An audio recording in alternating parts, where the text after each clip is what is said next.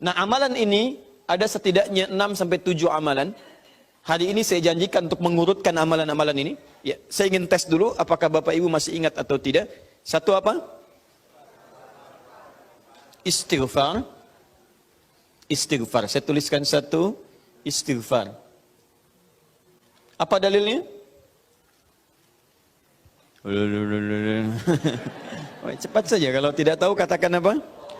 Allahu a'lam. Baik, masih ingat? Saya sebutkan kemarin hadis Nabi di riwayat Muslim hadis 591. Masih ingat? Baik, ini ada istighfar. Baik, yang kedua apa? Allahu a'lam. Enggak ada, Bu, Allahu a'lam. Baik. Assalamualaikum warahmatullahi wabarakatuh. Assalamualaikum warahmatullahi wabarakatuh. Astagfirullah, astagfirullah, astagfirullah. Allahu a'lam, Allahu a'lam. Enggak ada. Baik. Baik, kita lihat ini istighfar atau masuk kepada kalimat thayyibah. Dalilnya Quran surah keempat ayat 103, kan? Kemudian yang kedua, bisa juga bacaan Al-Quran. Bacaan Al-Quran. Baik, Quran surah ke-15, dalilnya ayat ke-9. Ya inna nahnu nazzalna dzikra. Kami telah turunkan Al-Quran sebagai zikir. Jadi kalau Anda baca Al-Quran, itu Anda sedang berzikir. Kemudian bisa juga hafalan Al-Quran. Anda menghafal misalnya. Baik. Misal, Anda tidak membaca, tapi selesai sholat Anda membacakan ayat-ayat Quran sebagai hafalan. Ada ayat kursi misalnya, ada 3 surah yang terakhir, ada kemudian ayat pertama sampai 5 misalnya, Al-Baqarah, ya ada ayat-ayat yang lainnya, hafalan misalnya. Begitu Anda bacakan, Anda sedang berzikir. Dalilnya Quran surah ke-54, ayat 17, ayat ke-22, ayat 32, ayat ke-40. Ketika Allah menyebut para penghafal Quran, menyebutnya dengan proses berzikir. Walaqad yassarnal Qur'ana lidzikri. Kami telah mudahkan Al-Quran sebagai zikir. Ya, hafalan di sini zikir. Untuk dihafal, untuk berzikir. Jadi kalau Anda pasca salat kemudian membaca ayat-ayat Quran dalam hafalan bukan menggunakan mushaf, maka Anda sedang berzikir kepada Allah Subhanahu wa taala. Dan nilainya 4 kali lebih banyak dibandingkan dengan yang membaca. Ya. Nah. What? Doa. Doa itu juga sebagai zikir. Ya, Quran surah ke-7 misal dalilnya ayat 205. Wadhkur rabbaka fi nafsika tadarruan wa khifatan wa dunal jahdi minal qaul. Ketika Allah meminta kita berdoa, kalimat doanya dalam bahasa perintah menggunakan kata zikir. Wadhkur rabbaka. Ayo minta, berdoa, sebut zikir kepada Rabbmu dalam dirimu. Dengan perasaan penuh harap, penuh ketawaduan. Minta kepada Allah. Di ketika Anda diminta untuk memohon, berdoa kepada Allah, kalimat doa itu menggunakan zikir. Jadi ketika Anda sedang berdoa, Anda sedang berzikir. Bukankah saat berdoa Anda ingat kepada Allah? Bukankah saat berdoa, keadaan Anda menjadi lebih dekat dengan Allah?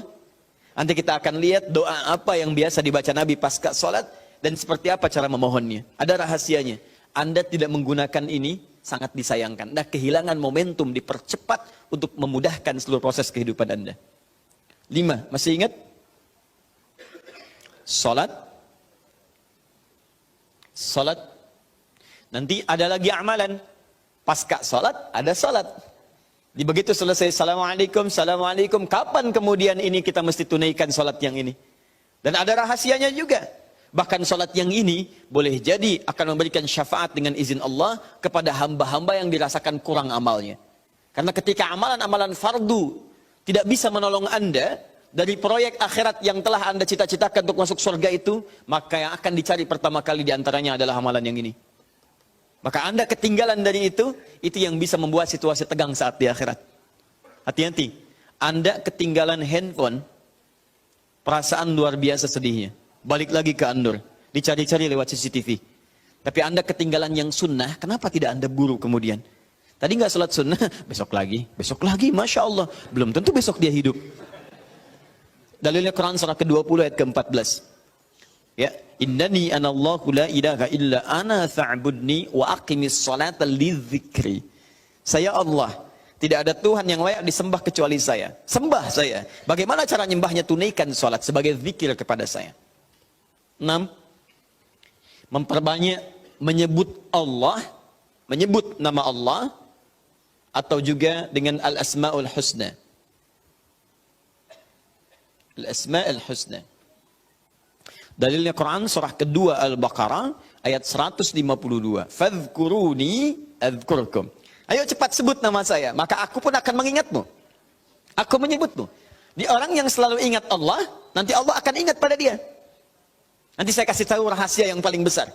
Bahkan ada orang yang saat membutuhkan ya dalam persoalan kehidupan kepada Allah, sebelum dia minta, karena Allah telah mengingatnya, Allah ringankan aktivitas kehidupan dunianya. Dia bukan nggak punya masalah, jadi kayaknya nggak kelihatan punya masalah. Cuman setiap akan mengalami masalah, diringankan oleh Allah sehingga seakan-akan nggak punya masalah. Nanti ini akan sangat menentukan bagian yang keenam ini, apakah hidup kita akan semakin mudah atau mendapati kesulitan yang berliku. Sebut nama Allah. Ya, bagaimana cara menyebutnya? Bisa disebut nama Allah langsung, bisa disebut dengan Asmaul Husna. Di mana dalilnya? Quran surah ke-17 nanti dari ayat 110 sampai 111-nya.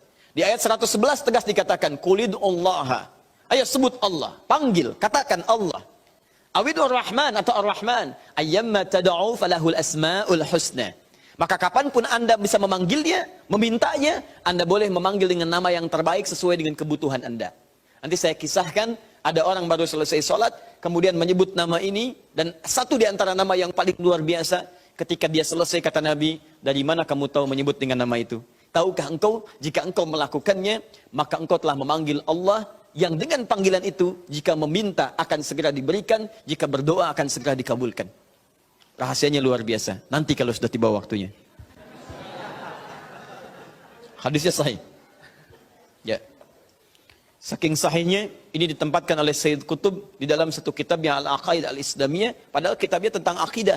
Ketika membahas tentang asma wa sifat, nama-nama Allah Subhanahu wa taala. Hadis ini dimasukkan, padahal hadis ini amalan tentang amalan pasca salat. Ketujuh, bagian terakhir. Ini adalah indikator yang paling penting, yang terakhir ini, sampai saya pisahkan tersendiri dalam aktivitas harian. Zikir paripurna. Ini yang zikir paripurna. Makanya saya kasih garis. Ini amalan pasca salat. Disebut dengan zikir. Bukan amalan biasa. Tapi semua amalan ini akan dibawa kepada seluruh aktivitas hariannya. Bukankah pasca sholat ada yang jalan, pasca sholat ada yang kerja, pasca sholat ada yang makan, pasca sholat bahkan ada yang masak, pasca sholat ada yang bicara. Maka orang yang pasca sholat zikirnya itu benar latihan zikirnya, maka makannya adalah makan dengan berzikir kepada Allah. Bicaranya zikir kepada Allah. Jalannya zikir kepada Allah Subhanahu wa ta'ala. Nanti saya turunkan ayat-ayatnya bagaimana orang berjalan sambil zikir. Bagaimana orang kemudian makan zikir. Bagaimana orang bicara zikir. Jangan-jangan selama ini kita hidup 24 jam tapi aktivitas kita tidak dalam rangka zikir kepada Allah Subhanahu wa taala. Nah, dalilnya Quran surah ketiga Ali Imran ayat 190 sampai 191. Inna fi khalqis samawati wal ardi wa ikhtilafil laili wan nahari la ayatin liulil. Siapa ulul albab itu? Ayat selanjutnya, alladzina yadhkurunallaha. Mereka itu orang-orang yang senantiasa zikir pada Allah Subhanahu wa taala. Qiyaman, dalam keadaan dia berdiri, wa qu'udan, ataupun dia duduk, wa 'ala junubihim, atau bahkan sedang tidurnya. Tidurnya disebut sebagai zikir, berdirinya disebut sebagai zikir, duduknya disebut sebagai zikir. Dan ahli zikir ini adalah orang-orang yang akan dimuliakan bahkan oleh Allah ketika kembali ke akhirat nanti, dan dipuji-puji oleh Allah Subhanahu wa taala.